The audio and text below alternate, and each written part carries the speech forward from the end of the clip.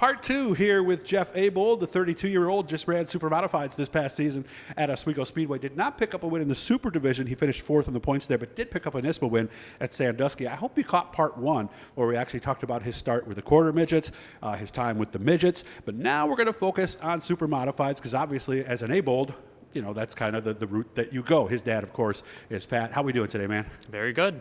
So things are coming along. I see we're working on the car, making plans already for 2022.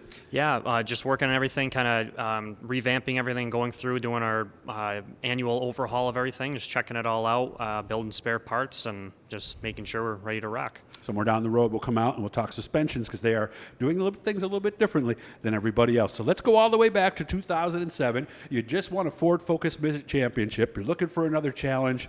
When did we start talking, okay, let's go to Oswego and let's race a Super?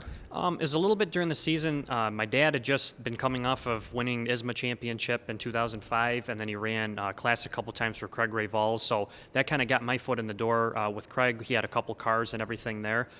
He was getting towards the end of the summer. They had an open seat for Classic, so between Mike Selman and my father, they worked on that, trying to get me that ride. And that was, for a while, that was a little bit unbeknownst to me, and that kind of came up, you know, that this was an opportunity for me, which was something I wanted to do. I was chomping at the bit to get into a Super, so as soon as we got that opportunity, we kind of took it and ran with it. So all of a sudden they took you for a drive, and hey, why don't you sit in this and see how you fit? Was pretty it much. Pretty much? Yeah, I went over for the fitting, did everything, sat, was comfortable. I had to kind of change everything, because I'm, you know, a little bit different stature and everything than everybody else that was in the car, so got comfortable with it, and then it was time to go testing, did a few days of testing with that.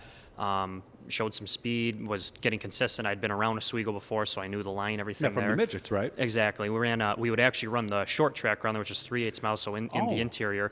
So we'd run 1 and 2. I knew that part of the track very well. 3 and 4, we usually didn't run with the Ford Focus midgets, but I was a quick learning curve for it and everything. So got that figured out and everything, and then went on to go race the Classic time trial and make it into the show and everything for that. And you had a couple practice sessions, because actually, yeah, his first race at a Super was the Classic, but you had some practice sessions before that, right? Yeah, getting out there, and it was a little bit, you know, I wouldn't say overwhelming, but my dad was there, obviously, with his success and everything. You can't have a better teacher than him for that.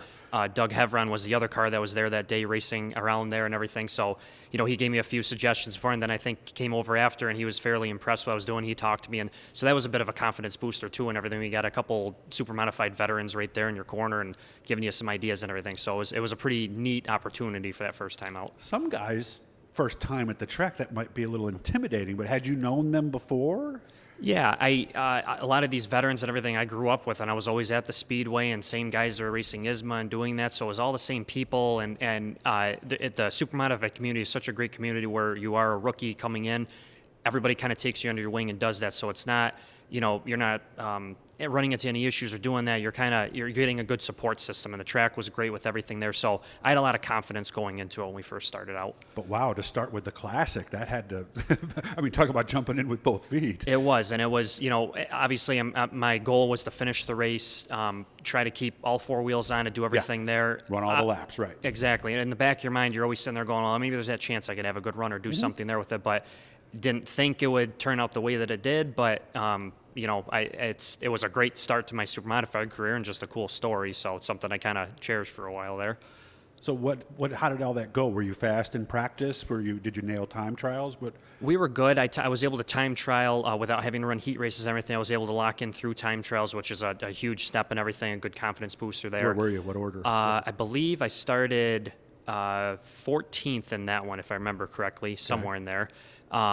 So around that spot and everything, was able to kind of hang out for a while. Then towards the end of the race, I was really getting some confidence and kind of really learning racing with these cars. These are a much bigger car than I was used to.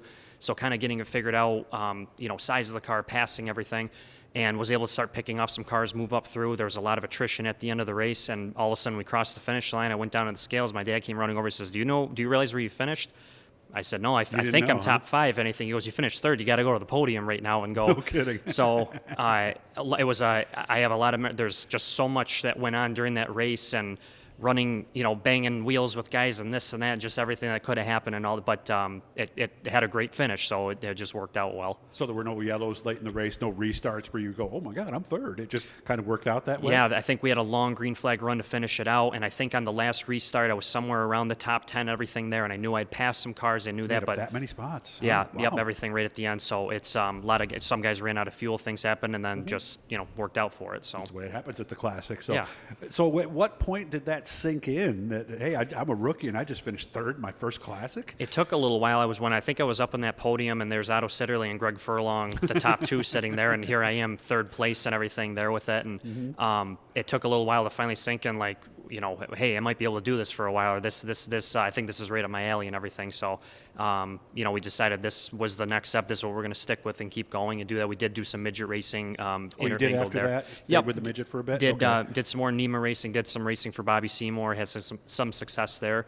But Supers kind of became my main race car at that point. Yeah, so now the off season changed considerably, I would imagine, because now we're not just wondering if we can do it.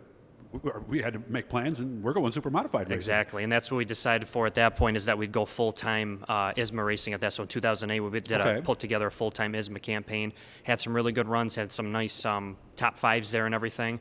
And then ran a few more years with ISMA and did that, and then intermittent with the Oswego, ran some more classics, things like that.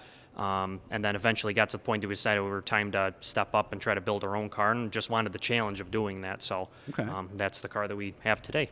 When was your first win?